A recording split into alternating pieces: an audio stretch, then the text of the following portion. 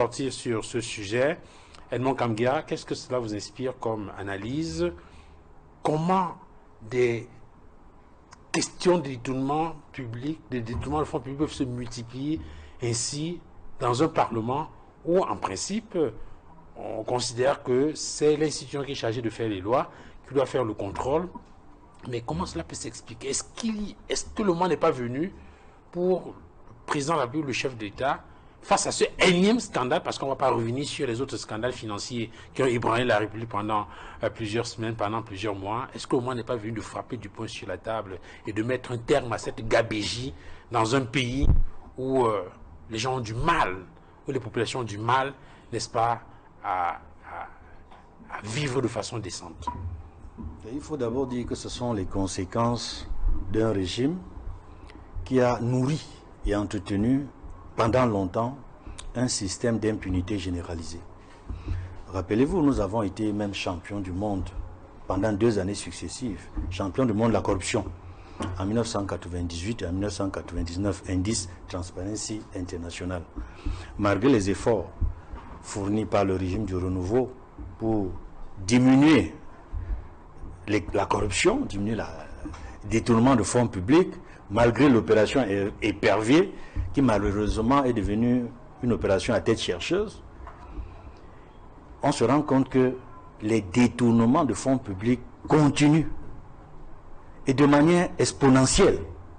Et par les institutions habilitées, c'est ça le plus grave, habilitées à contrôler l'action du gouvernement. C'est-à-dire, ceux-là qui contrôlent l'action du gouvernement pour voir s'il y a des détournements, ce sont eux-mêmes qui organisent les détournements en leur sein. Et là, ça fait très mal. Ça fait très mal parce que l'institution parlementaire est censée être une institution qui véritablement donne au peuple toute sa raison d'être. Parce que ce sont eux qui sont les premières personnalités, les membres du Parlement. Vous savez, la Constitution dit, je m'en refais, tu vois, la Constitution, que la souveraineté du peuple, la souveraineté appartient au peuple. Et elle est exercée à travers 2 institutions, le président de la République et les membres du Parlement. Et là, ce sont les membres du Parlement qui sont concernés. Vous l'avez rappelé, il y a tout un débat depuis le début de cette législature. Le questeur qui a démontré des détournements, les manœuvres financières à l'Assemblée nationale d'abord.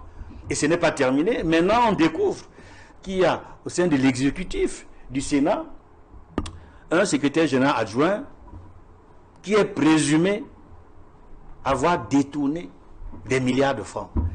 Et je suis d'autant horrifié qu'au Cameroun, c'est connu dans le monde aujourd'hui qu'au Cameroun, l'unité de mesure de vol, l'unité de mesure du détournement des deniers publics, c'est le milliard.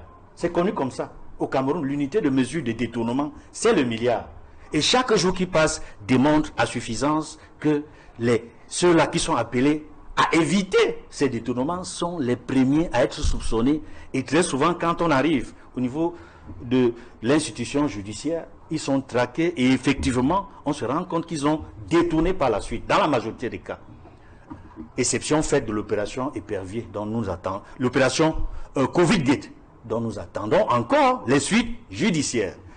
Je voudrais également dire que cette affaire me rappelle une mesure importante qui a été prise par le régime du président Macky Sall, l'ancien président Macky Sall au Sénégal.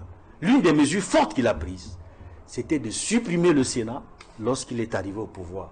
Et très vite, on a vu l'importance de l'argent du budget du Sénat qui a été redistribué dans d'autres institutions pour favoriser le développement du pays dans différents domaines. Et je pense que l'une des mesures qu'il faudrait prendre aujourd'hui, je partage cet avis-là, c'est de supprimer le Sénat. Pas que l'Assemblée nationale se comporte mieux.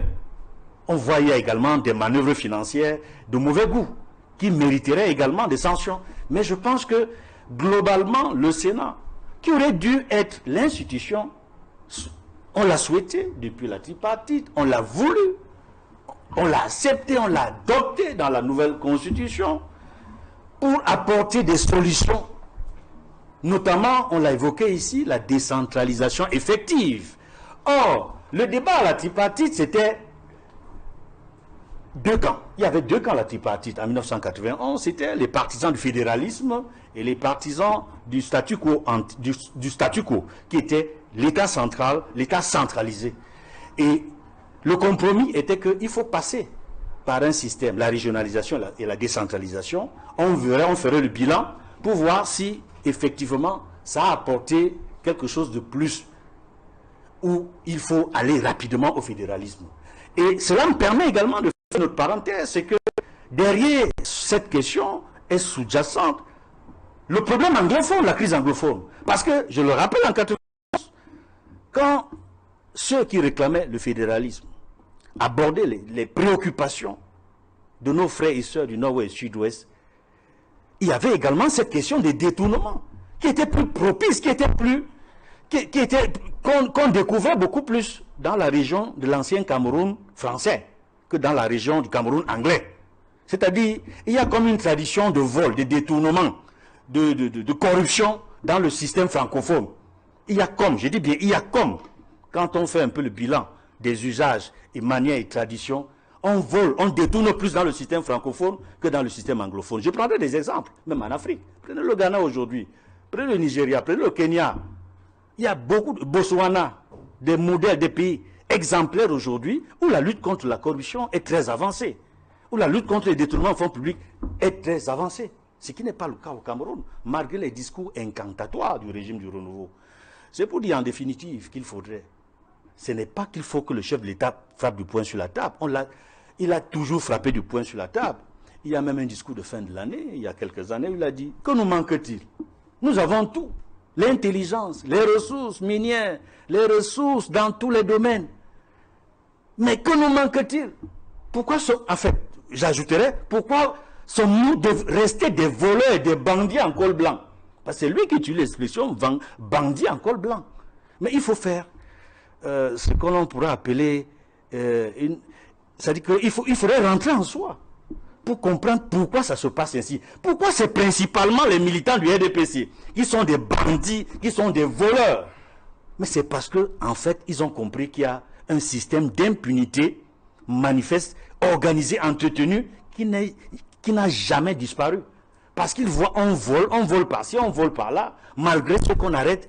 Mais voyez-vous, quand vous voyez, on arrête des personnalités, ils arrivent au TCS. Parce qu'ils ont volé, vous savez, vous volez plus de 50 millions, vous arrivez au TCS, vous êtes jugé, vous pouvez être condamné ou pas. Mais lorsque vous avez la possibilité de rembourser le corps du délit, mais on vous libère. On vous libère. Donc, en réalité au Cameroun, ce qu'il faut dire, c'est qu'officiellement, le système encourage la corruption, les détournements de fonds publics, parce que plus vous volez, si vous êtes jugé, vous remboursez le corps du délit, vous êtes dehors, on vous libère. Alors que quand vous volez, ce qu'on appelle le menu fretin, mais vous allez mourir en prison. Vous allez mourir en prison. Alors, je vous